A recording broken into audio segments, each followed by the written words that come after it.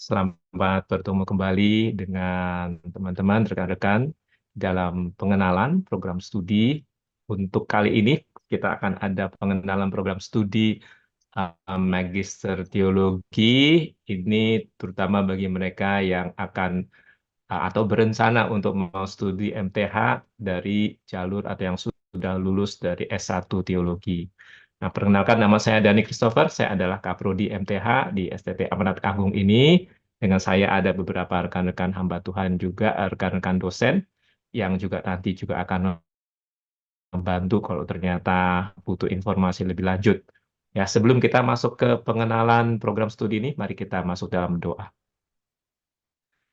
Ya Tuhan, Engkau yang membawa kami bersama-sama untuk bisa berkumpul di sini, supaya kami bisa mengenal lebih lanjut mengenai program studi MTH ini, dan apakah ini memang sesuai dengan studi yang menjadi kerinduan kami. Tuhan yang bukakan, dan biarlah seminar pada malam hari ini bisa memperjelas apa yang bisa diperoleh saat rekan-rekan akan masuk ke program MTH ini.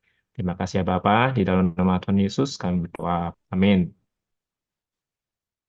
Oke, sebelum kita masuk ke pemaparan, saya jelaskan dulu kita nanti sekitar mungkin 1,5 jam. Jadi sekitar setengah jaman saya akan memberikan pemaparan ya mengenai apa itu program MTH dan sebagainya. Kemudian nanti kita akan masuk ke sesi tanya jawab. Sebelum masuk ke sesi tanya jawab, nanti akan ada sesi foto-foto dulu sebagai dokumentasi. Nah, bagi rekan-rekan sekalian yang mau bertanya, boleh langsung di chat aja di kolom chat itu ada di sana. Atau kalau misalnya nanti mau bertanya langsung juga boleh ya. Jadi silakan tolong raise hand.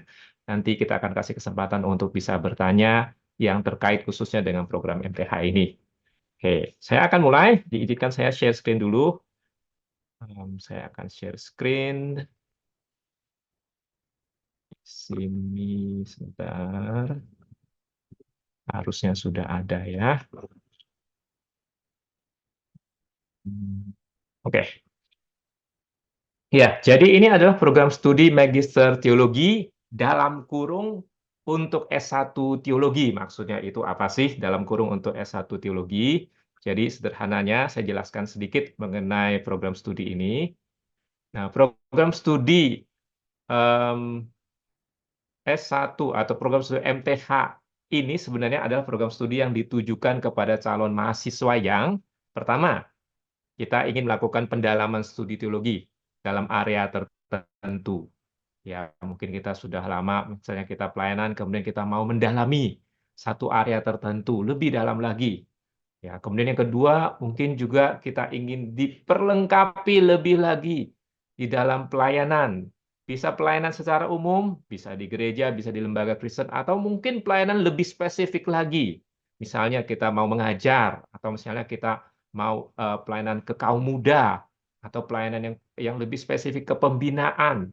Jadi macam-macam. Ya, jadi yang pertama mungkin ada di antara kita yang mau mendalami studi teologi atau mau studi lanjut dan kita mau mendalami area tertentu, atau mungkin juga ada di antara kita yang mau diperlengkapi lebih jauh lagi di dalam pelayanan.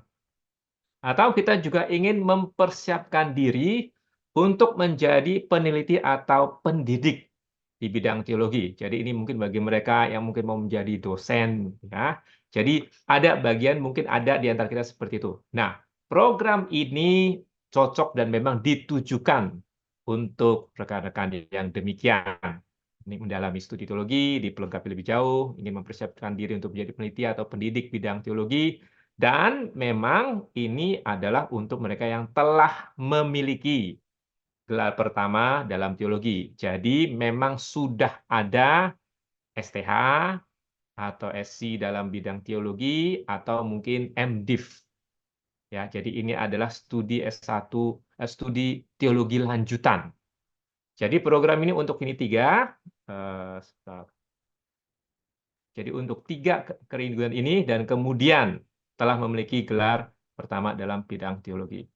Nah, ini dijelaskan secara lebih lanjut karena ada dari teologi, karena kita memang ada jalur untuk S1 umum, untuk MTH, tetapi itu programnya sedikit berbeda. 2 tahun pertama itu mereka harus mengikuti matrikulasi. Setelah itu baru nanti gabung dengan rekan-rekan yang langsung ambil yang dari S1 Teologi. Ya, nanti saya akan jelaskan lebih lanjut. Kalau misalnya tidak masih kurang jelas, nanti boleh juga di dalam pertanyaan. Nah, kemudian kita masuk ke profil lulusan. Apa sih profil lulusannya? Kalau misalnya prodi MTH untuk S1 Teologi, ini bukan S1 umum ya, S1 Teologi, dan sebenarnya S1 umum pun, kalau misalnya dia sudah lulus dari MTH, maka dia bisa jadi gembala, ya, jadi rohaniwan gereja, bisa menjadi pemimpin lembaga Kristen, bisa menjadi chaplain. Chaplain itu sebenarnya gembala, tetapi tidak di gereja. Biasanya itu di sekolah, bisa di rumah sakit, kemiliteran juga ada chaplainnya, bisa di guru agama, atau mungkin kita kepikiran misi, pekerja lintas budaya, atau penggiat pelayanan khusus, atau pembina rohani di area khusus, dan bahkan sampai ke pendidik teologi dan peneliti teologi. Jadi sebenarnya ini sangat luas sekali hal-hal yang bisa dilakukan ketika kita telah menyelesaikan prodi MTH ini, baik untuk yang sebenarnya S1 umum maupun yang S1 teologi. Kemudian, mungkin ada yang tanya, keunikannya apa sih atau kelebihannya itu apa sih kalau misalnya di studi MTH di STT Aman Agung gitu. Yang pertama, em, MTH di STT Amanat Agung sudah terakreditasi oleh BANPT, ya, Badan Akreditasi Nasional Perguruan Tinggi, itu B. Kemudian kita tidak hanya terakreditasi secara nasional, tetapi juga sebenarnya secara internasional oleh ATA. ATA itu Asian Theological Association. Ya, itu juga mereka ada akreditasinya, dan prodi MTH kita juga sudah terakreditasi. Dengan kata lain, ini juga diakui di luar negeri. Kemudian, kita model pembelajarannya itu sifatnya itu blended system. Ya, blended system itu maksudnya itu modelnya nggak cuma satu aja. Kita ada on-site-nya, jadi datang bersama-sama ke kampus, tetapi juga ada online-nya. Kita ada tatap mukanya, ini kenapa jadi tatap muda ya? Tatap muka maksudnya, tapi juga ada studi mandirinya. Ya, jadi kita ada pertemuan langsung, tetapi juga ada studi mandirinya. Kita ada learning management system, itu yang membantu kita untuk studi mandiri. Jadi kita nggak cuma sekedar pakai WA atau pakai email, tetapi kita ada sistemnya membantu kita bisa belajar, ya, untuk belajar mandirinya. Kita juga ada pengembangan perpustakaan digital, itu khususnya karena sifatnya itu onsite dan online. Jadi karena ada online-nya, maka perlu ada perpustakaan digital yang membantu. Dan kita sudah ada, dan itu tiap kali itu selalu ditambah. Kita ada komunitas akademik yang terbuka dan kondusif. Kalau misalnya rekan-rekan itu kenal dengan mahasiswa yang ada di STAA, mereka bisa menjelaskan bahwa memang di STT Amanat Agung, salah satu yang cirinya itu adalah kita itu open. Dan kita bisa mendiskusikan banyak hal gitu ya, untuk mengasah. Dan tentu saja dosen-dosennya itu dari berbagai latar belakang. Ada yang memang banyak bergerak dari gereja, ada yang di lembaga Kristen, ada yang dari S1-nya sudah teologi, ada yang mulai dari S1 umum, ada yang bahkan kerja dulu, baru kemudian menjadi dosen. Jadi itu kaya sekali, ya, macam-macam.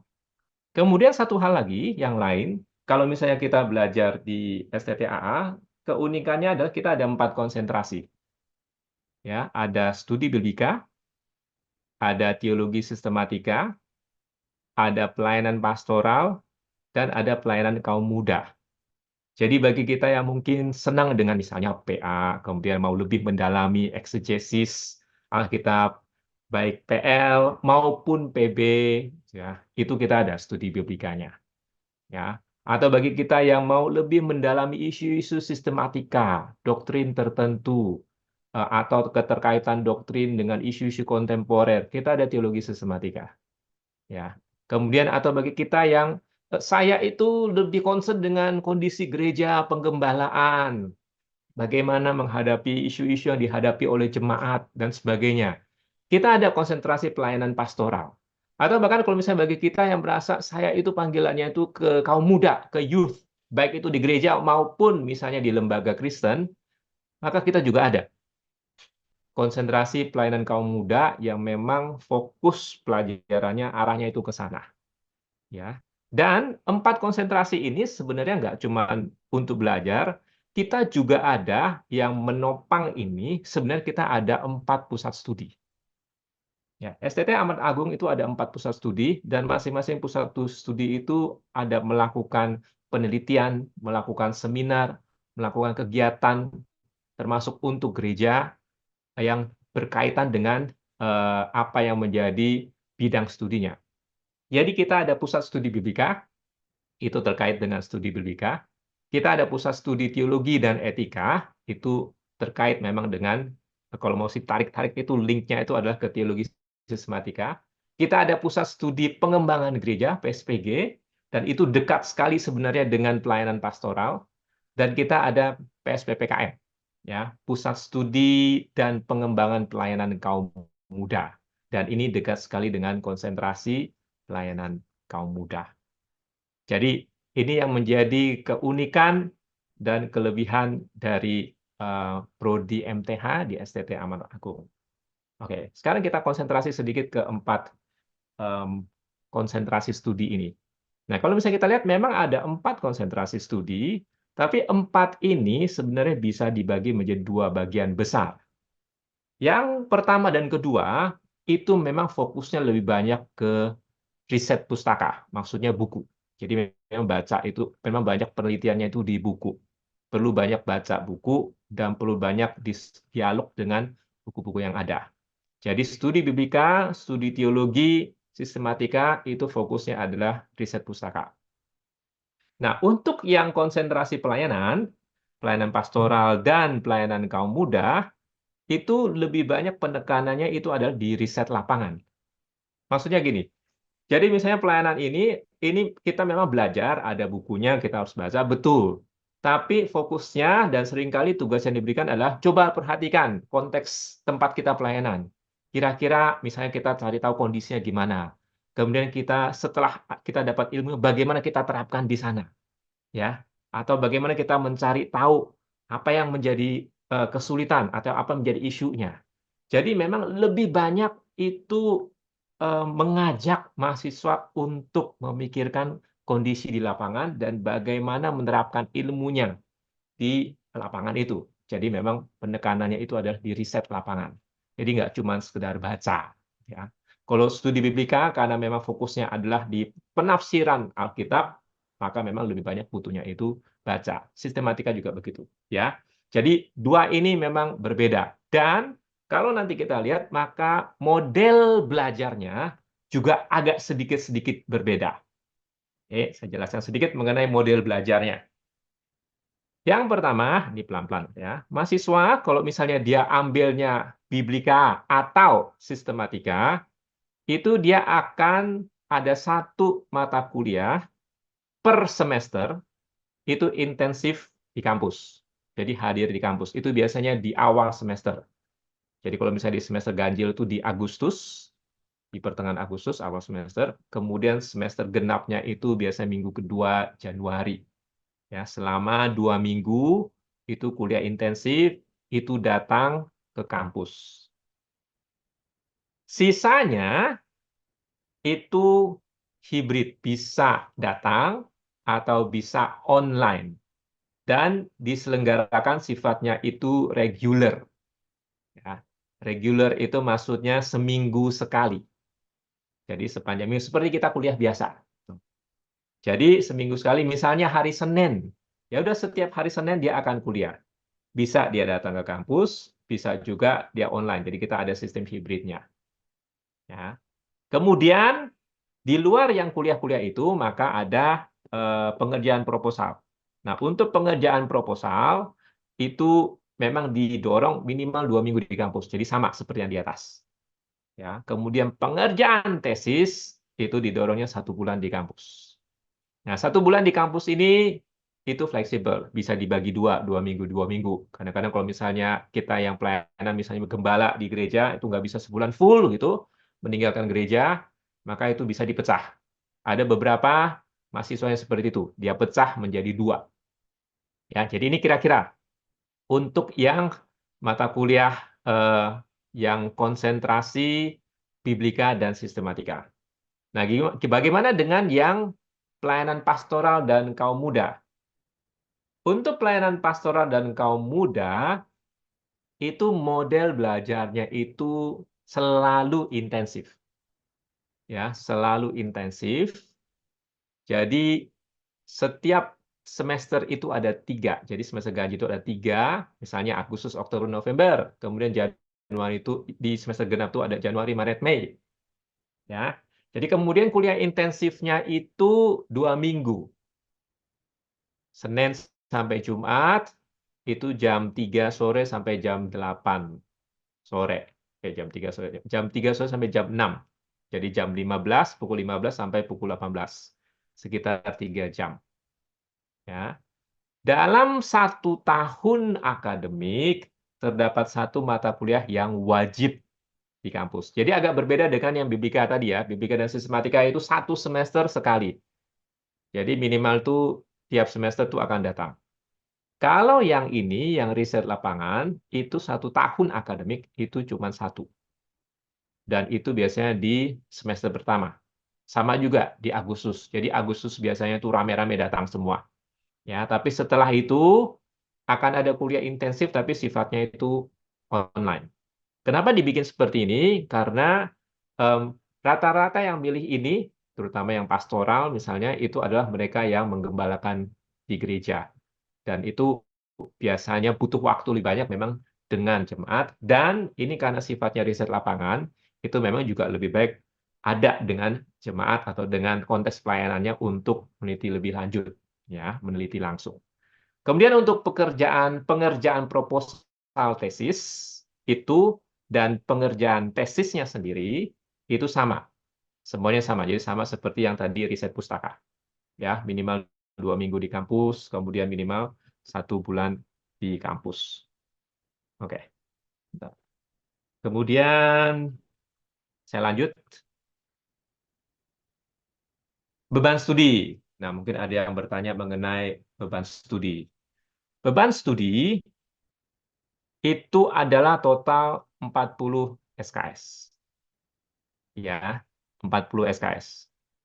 Terdiri dari 3 mata kuliah wajib, masing-masing 4 SKS, itu kemudian totalnya 12. 4 mata kuliah konsentrasi, makanya jadi totalnya 16 kali 4 juga. Kemudian ada proposal tesis, 4 SKS. Kemudian pengerjaan tesis, itu 8 SKS. Masa kuliahnya itu 2 tahun. Ya, 2 tahun, maksimal itu 4 tahun. Ya, tetapi memang kita dorong itu 2 tahun selesai. Nah, ada yang unik di sini yang mungkin bisa menjadi pertimbangan kita. Kalau misalnya kita merasa, oh mungkin bukan sekarang saatnya. Ya, kenapa? Karena, rekan-rekan sekalian, mulai tahun depan, beban studinya naik. Jadi 60 SKS. Kenapa bisa begitu? Mungkin sebagian kita tahu, mungkin kita tidak tahu, pemerintah sudah membuat peraturan yang baru. Ya, akhir tahun lalu pemerintah membuat peraturan yang baru, dan di dalam peraturan yang baru itu untuk studi S2, semua studi S2 itu minimal beban studinya itu 54 SKS. Itu minimal. Ya, dan itu paling telat diberlakukan tahun ajaran depan, 2025. Ya, jadi 2025 maka prodi MTH itu beban studinya akan berubah menjadi 60 SKS. Jadi bagi rekan-rekan yang mau 40 SKS, tahun ini kesempatan paling akhir. Ya, karena tahun depan kita pasti akan berubah jadi 60 SKS. Pengaruhnya besar nggak? Pasti ada pengaruhnya. Satu, itu beda 20 SKS cukup besar. Ya. Jadi cukup besar berarti butuh waktu ekstra untuk studi. Dan ini sekali lagi karena ini peraturan pemerintah nggak cuma berlaku di STTA, di semua studi S2 termasuk STT lain, itu minimal 54 ke atas. Nggak bisa lagi 40. Ya. Jadi kalau misalnya rekan-rekan masih memikirkan apakah tahun ini atau tahun depan, saran saya sih mendingan tahun ini. Ya. Inilah kali terakhir 40 SKS itu diberikan. Oke. Dan yang kedua juga kita perlu pikirkan masalah biaya juga. Kalau 60 SKS pasti akan biayanya agak berbeda. Ya, biayanya juga agak berbeda. Jadi sekali lagi saya mendorong rekan-rekan yang lagi memikirkan apakah tahun ini atau tahun depan, saran saya sih kalau memang waktu adalah isu besar dan dana juga itu cukup pas-pasan gitu ya, lebih baik tahun ini. Oke, kita lanjut. Kalau misalnya kita mau tahu isinya itu apa sih jerohannya, maka ini ada beberapa, saya kasih contoh ya, jerohannya secara umum. Kalau misalnya kita belajar studi biblika, saya senang yang studi biblika, apa aja sih ada di dalamnya, maka ini yang ada di dalamnya. Ya, semester 1, semester 2 itu masing-masing ada 3 modul atau mata kuliah, kemudian semester 3 itu ada 1 mata kuliah. Yang merah-merah itu berarti dia di kampus. Ya, riset biblika, kemudian yang teologi biblika, trinitaris, itu yang tadi saya bilang, yang regular hybrid. Ya, semester 2 kita ada etika biblika, ada studi bahasa biblika, ada studi eksegesis, kemudian kita ada khotbah biblika, kemudian baru nanti masuk ke proposal dan tesis. Ya, jadi ini modelnya. Oke, ini modelnya. Kemudian kalau misalnya kita belajar sistematika, maka semester 1 itu ada riset teologi. Ya. Kemudian juga dapat teologi biblika dan trinitaris. Jadi memang ada mata kuliah yang digabung bersama-sama karena diharapkan supaya wawasannya agak luas. Jadi misalnya sistematika, dia dapat tetap biblika, teologi biblika. Ya, satu mata kuliah itu. Yang biblika, dia dapat teologi trinitaris. Jadi sama-sama. Kemudian yang lainnya itu adalah lebih spesifik ke teologi sistematika. Misalnya yang berkaitan dengan isu-isu kontemporer, atau yang sekarang lagi sedang populer, misalnya teologi publik, atau teologi dan etika, atau bahkan teologi dan gereja. Jadi ini beberapa topik-topik atau mata kuliah yang ada di teologi sistematika, dan kalau misalnya kita tertarik, maka inilah saatnya. Ya. Oke, kita lanjut. Nah, bagaimana dengan pelayanan pastoral? Mungkin ada yang saya lebih cocok untuk pelayanan pastoral. Saya mau tahu isinya apa aja. Isinya itu seperti ini. Memang selalu akan ada mengenai metodologi penelitian, karena walau bagaimanapun ini S2. Ya. Tapi kita ada hal-hal lain, misalnya mengenai budaya, konteks, dan pandangan hidup. Ya, itu topik yang menarik. Ya. Ada juga tentang teologi pelayanan. Ini juga penting, terutama bagi kita yang banyak bergiat di dalam pelayanan. Kemudian di semester 2 ada tentang pengarahan spiritual dan formasi iman. Ya, kalau bisa tertarik, ini apa sih? Boleh tanya-tanya lebih lanjut nanti ya. Kemudian ada keluarga dan pelayanan dalam konteks pluralitas. Kemudian ada transformasi dan pengembangan komunitas iman. Ini tema-tema yang sebenarnya sangat menarik sekali, ya. Bisa membantu kita, memperkaya kita di dalam pelayanan. Dan nggak cuma itu, kita juga ada model-model khotbah kontemporer. Ya, ini juga sebenarnya seru juga. Ya, jadi ini beberapa contoh mata kuliah yang ada di pelayanan pastoral. Kemudian di pelayanan kaum muda, atas ini sama, ya, ada beberapa yang memang sama. Kemudian akan ada yang spesifik. Misalnya studi kaum muda dan budaya populer, budaya pop, ya. Kita selama ini banyak masuk dalam tahu banyak tentang budaya pop, tapi jarang sekali kita melihat dari perspektif iman Kristen dan bagaimana itu mempengaruhi kaum muda, dan selain itu bagaimana kita mengcounter itu. Kemudian ada pembelajaran transformatif bagi kaum muda dan juga model-model pelayanan kaum muda. Ya, jadi memang ada beberapa tema-tema yang memang spesifik khusus untuk bagi kita yang mungkin terpanggil atau tergerak untuk memperdalam studi kaum muda. Jadi ini mata kuliah dan persebarannya di setiap semester dari 4 konsentrasi tadi. Ya, sehingga kita tahu sedikit mengenai jerohannya. Oke. Kemudian kita masuk ke dosen. Tadi kan saya ada bilang bahwa dosen itu kita ada eh, dari macam-macam latar belakang dan sebagainya. Saya kasih beberapa saja. Jadi bukan semuanya, belum semuanya. Kalau semuanya nanti kita waktunya habis. Saya kasih beberapa saja mungkin sekitar 7 yang bisa kita lihat latar belakangnya. Misalnya yang pertama Bu Castelia Kartika. Bu Castelia itu adalah pimpinan dari STTAA. Bu Castelia itu pengampu atau dosen mata kuliah sejarah gereja dan studi-studi spiritualitas. Jadi kalau misalnya kita itu tertarik pada studi-studi spiritualitas, nah ini pas. Jadi bisa datang ke sini. Bu Kasel itu juga lulusan S3 dari Lutheran Theological Seminary di Hong Kong, dan nggak cuman ngurusin STTAA atau ngurusin studi spiritualitas. Kalau kita lihat, Bu Kasel itu sebenarnya aktif di banyak lembaga. Dia anggota Komisi Penerjemahan LAI, beliau menjadi bagian dari tim revisi dokumen keesaan gereja PGI. Beliau juga ada di bidang rohaniwan, SDM rohaniwan Sinode GKY, dan beliau juga bagian dari Scholar Leader International for Women Leaders Forum. Jadi ini adalah sebenarnya forum untuk pemimpin-pemimpin Kristen wanita. Ya, itu ada pertemuannya. Jadi kenapa saya menyampaikan hal ini? Mau kasih tahu bahwa dosen-dosen itu tidak hanya tahu mengenai mata kuliah tertentu, tetapi juga terlibatannya itu kaya.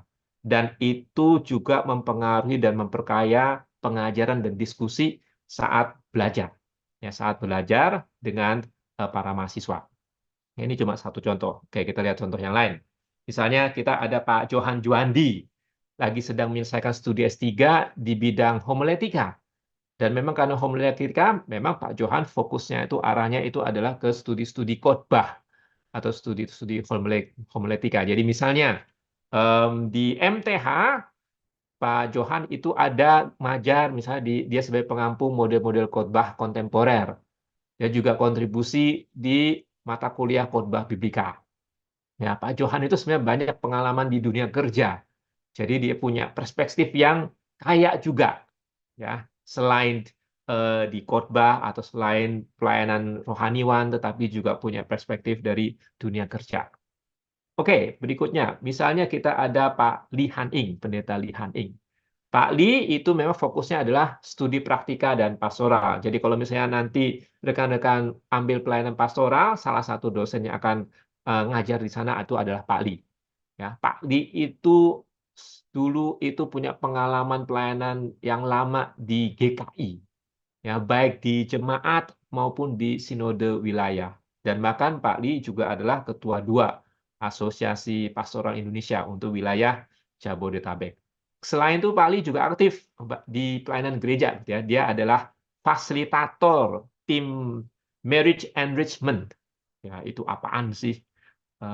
Intinya berkaitan dengan pembinaan mengenai pernikahan lah, itu di GKY Puri.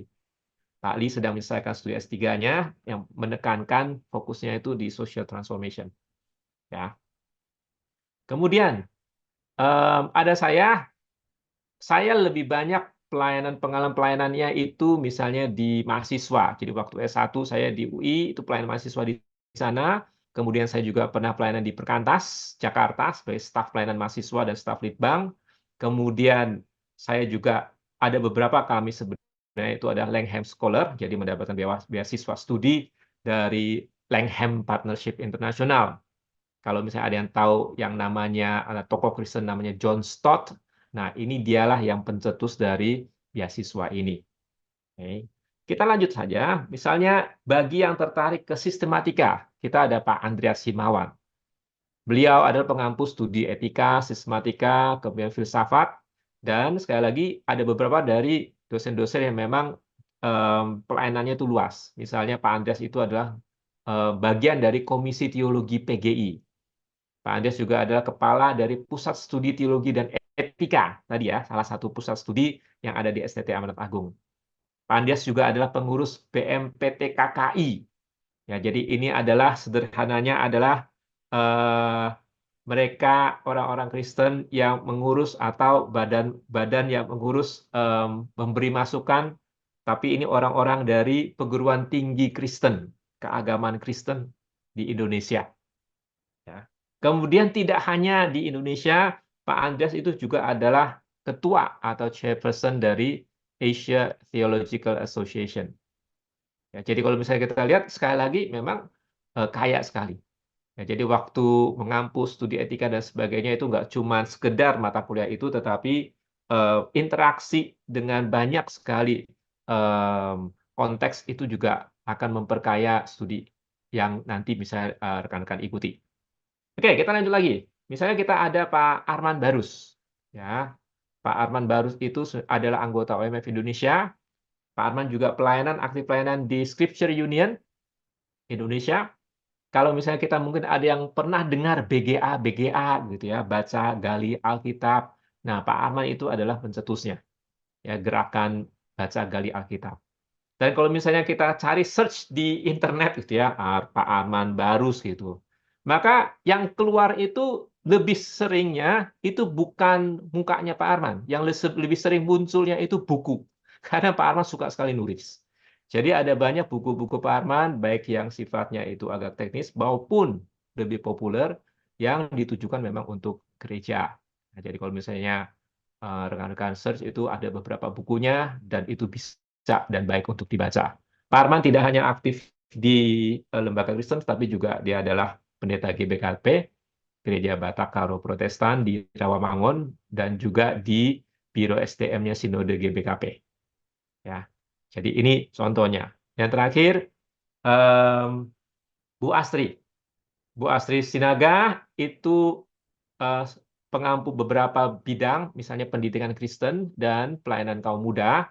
Tapi kalau di MTH, memang fokusnya itu adalah di pelayanan kaum muda. Jadi kalau misalnya nanti kita ambilnya adalah kaum muda atau pelayanan youth ministry, itu maka akan sering ketemu sama Bu Astri.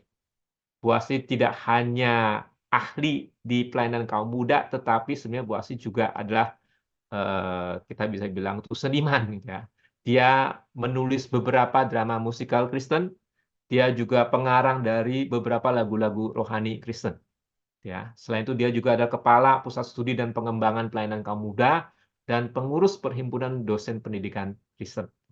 Oke, jadi sekali lagi ini latar belakangnya yang akan memperkaya kita nanti kalau misalnya kita masuk ke dalam studi. Oke. Nah, ini semua yang secara umumnya. Sekarang saya masuk ke agak spesifik sedikit mengenai faculty development. Kita ada yang namanya program faculty development atau program beasiswa faculty development. Intinya, ini adalah program beasiswa yang diberikan kepada utusan STT. Ya, utusan yang dipersiapkan untuk menjadi dosen dari STT tersebut. Jadi memang ada, ya, disediakan. Tidak banyak, tetapi memang disediakan. Oke, jadi ada beasiswa yang diberikan, kira-kira beasiswanya seperti ini untuk diberikan kepada mereka yang mendaftar sebagai bagian dari program beasiswa Faculty Development. Ya, detailnya itu bisa didiskusikan lebih lanjut secara pribadi ya. Boleh tanya langsung ke STT Amanat Agung mengenai hal ini. Tapi kira-kira ini beasiswa diberikan dan kemudian persyaratannya secara umum adalah hampir sama sebenarnya dengan yang nanti yang daftar sebagai biasa gitu ya. Baik yang development maupun fakultas development maupun yang daftar biasa aja itu sebenarnya harus lulus ujian penerimaan, tetapi juga harus ada MOU-nya. Ya, jadi sebenarnya ada syarat tambahannya. Detailnya sekali lagi nanti itu bisa dibicarakan dengan STA. Tetapi kita memang ada program ini. Jadi bagi rekan-rekan yang sebenarnya belajar karena mau atau akan siap dipersiapkan untuk menjadi dosen, maka ini adalah kesempatan yang berharga. Ya, jadi kesempatan yang berharga bisa diskusikan dengan STT rekan-rekan, kemudian bisa nanti kita diskusi sama-sama. Oke. Kemudian kita akan lanjut ke biaya studi. Ini mungkin bagi banyak orang pertanyaan paling utama ya, biayanya itu berapa? Ya, biayanya itu berapa? Saya kasih yang totalnya aja. Ya. Detail-detailnya sebenarnya kita bisa lihat di STTAA, di websitenya, atau kita sebenarnya ada buklet untuk prodi MTH. Jadi di sana detailnya bisa lihat. Memang agak sedikit berbeda karena ada perubahan sedikit itu karena udah 2 tahun yang lalu. Tetapi intinya kurang lebih ujung-ujungnya hasilnya kurang lebih sama. Ya sekitar 24 jutaan. Kalau misalnya mau dibulatkan ya 25 lah katakanlah. Total untuk studi selama 2 tahun atau 4 semester. Kalau kita bagi per bulannya, sebenarnya biayanya itu per bulan cuma 1 juta. 1 juta itu kalau untuk studi nggak gede sebenarnya. Apalagi ini studi S2. Ya, jadi 1 juta per bulan itu sebenarnya worth it. Itu worth it. Ya, studi S2 1 juta selama 2 tahun. Oke. Persyaratan masuknya apa? Seperti tadi sudah diinformasikan, kita harus punya gelar teologi. Ya, STH, ada yang SC teologi, atau MDiv, atau yang sederajat, ya kira-kira. IPK minimalnya 2,75. Kemudian memiliki pengalaman pelayanan. Jadi memang kita mendorong mereka yang masuk untuk memang sudah punya pengalaman dulu, entah itu di gereja, lembaga Kristen, lembaga pendidikan, dan sebagainya. Kemudian harus punya kemampuan bahasa Inggris minimal TOEFL 450. Nah, ini terutama kenapa? Karena kita masih banyak memang menggunakan buku-buku bahasa Inggris. Buku-buku bahasa Inggris itu karena em, luar negeri itu memang secara keilmuan itu lebih cepat, ya. Buku-buku bahasa Indonesia itu memang agak lambat sedikit, gitu. Jadi perlu punya kemampuan bahasa Inggris yang cukup. Khususnya bagi mereka, apalagi mereka yang mau studi yang riset pustaka, yang studi BBK maupun sistematika. Dan yang terakhir tentu saja harus ikuti proses penerimaan, jadi dokumen apa segalanya, kemudian lulus ujian penerimaan. Jadi ada wawancaranya, kemudian nanti memang ada menulis esai singkatnya, ya. Jadi kalau misalnya mau tahu lebih lanjut itu memang bisa lihat di website atau bisa tanya ke STTA. Yang terakhir, gimana caranya pendaftarannya? Syarat masuk tadi sudah, kemudian pendaftaran itu dibuka sepanjang tahun.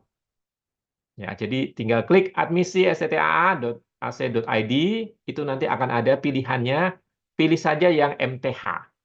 Ya, pilih saja yang MTH, kemudian nanti bisa isi.